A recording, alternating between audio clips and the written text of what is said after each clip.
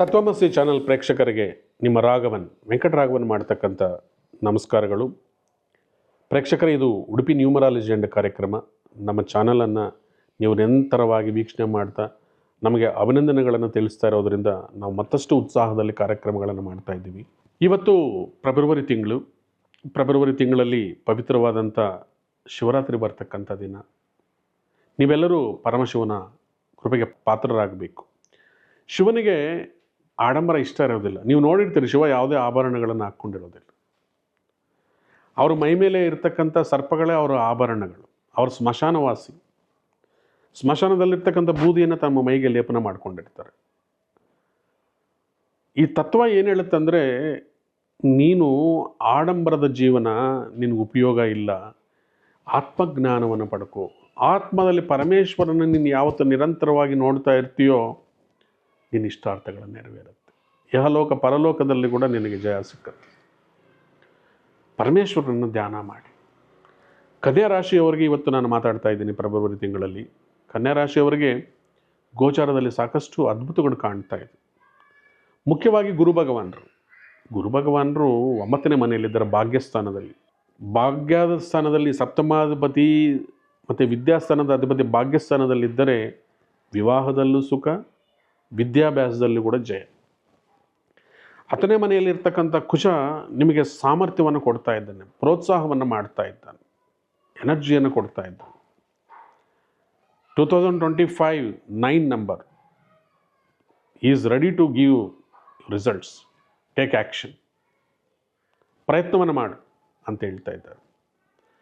ನಿಮ್ಮ ರಾಶಿಗೆ 7ನೇ ಮನೆಯಲ್ಲಿ ಶುಕ್ರ ಭಗವಾನರಿದ್ದಾರೆ, ರಾಹು ಕೂಡ ಇದ್ದಾರೆ.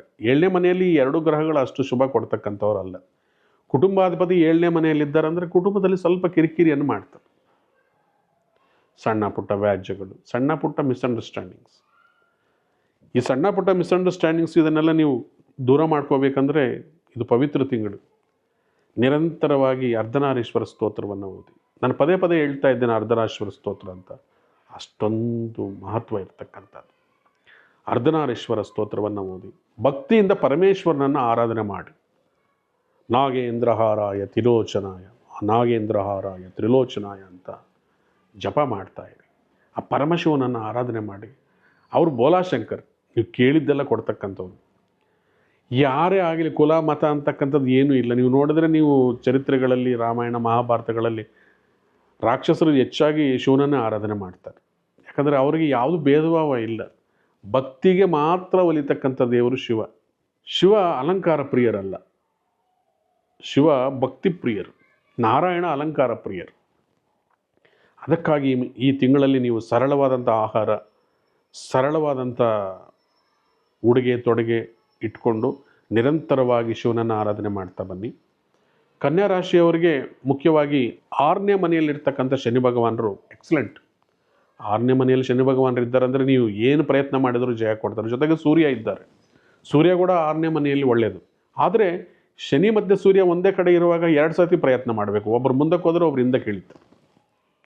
ಸೂರ್ಯ ಸ್ಪೀಡಾಗಿ ಹೋಗಿದ್ರೆ ಶನಿ ಭಗವಾನರು ಹಿಂದಕ್ಕೆ ಇಳಿತಾರೆ. ಜೊತೆಗೆ ಬುಧ ಕೂಡ ಅಲ್ಲೇ ಇದ್ದಾರೆ. 6ನೇ ಮನೆಯಲ್ಲಿ ಬುಧಾದಿತ್ಯ ಯೋಗ ಇದೆ. 6ನೇ ಮನೆಯಲ್ಲಿ ವಂಡರ್ಫುಲ್ ಕಾಂಬಿನೇಷನ್ಸ್ ಇದೆ. ನಿಮ್ಮ ಕರ್ಮಾಧಿಪತಿ ಬುಧ 6ನೇ ಮನೆಯಲ್ಲಿದ್ದಾರೆ ಅಂದರೆ ಕರ್ಮಾಧಿಪತಿ 6ನೇ ಮನೆ ಅಧಿಪತಿ ಕರ್ಮಸ್ಥಾನದಲ್ಲಿ ಈ ಥರ ಇದ್ದರೂ ಕೂಡ ಉದ್ಯೋಗದಲ್ಲಿ ಜಯ, ಉನ್ನತ ವ್ಯಾಸಂಗ ಮತ್ತು ಪ್ರಮೋಷನ್ಸ್, ಇನ್ಕ್ರಿಮೆಂಟ್ಸ್ ಇಂಥದ್ದೆಲ್ಲ ಕೂಡ ಕೊಡ್ತಾರೆ. ಭಾಗ್ಯಸ್ಥಾನದಲ್ಲಿರ್ತಕ್ಕಂಥವರು ನಿಮಗೆ ಮಕ್ಕಳಾಗದೇ ಇರೋರಿಗೆ ಮಕ್ಕಳ ಭಾಗ್ಯ, ಮದುವೆಗೆ ಪ್ರಯತ್ನ ಮಾಡ್ತಾರೋರು ಕೂಡ ಜಯ ಕೊಡ್ತಾರೆ. ಆದರೆ ಇಲ್ಲಿ ನಾವು ನೆನಪಲ್ಲಿ ಇಟ್ಕೋಬೇಕಾಗಿರೋದಂದ್ರೆ ಪ್ರಯತ್ನ ಮುಖ್ಯ. ಪ್ರಯತ್ನದ ಮುಖಾಂತರ ನೀವು ಎಲ್ಲವನ್ನು ಪಡ್ಕೋಬೋದು. ಯಾಕೆಂದರೆ ನಿಮ್ಮ ರಾಶಿಯಲ್ಲಿ ಕೇತು ಕೂತ್ಕೊಂಡಿದ್ದಾರೆ. ಕೇತು ಭಗವಾನರು ವಿಘ್ನಗಳನ್ನು ಕ್ರಿಯೇಟ್ ಮಾಡ್ತಕ್ಕಂಥ ಗ್ರಹ. ಸ್ವಲ್ಪ ವಿಘ್ನಗಳನ್ನು ಕ್ರಿಯೇಟ್ ಮಾಡ್ತಾರೆ. ಯಾವುದಕ್ಕೂ ಕೂಡ ವಿಚಲಿತರಾಗಬಾರ್ದು.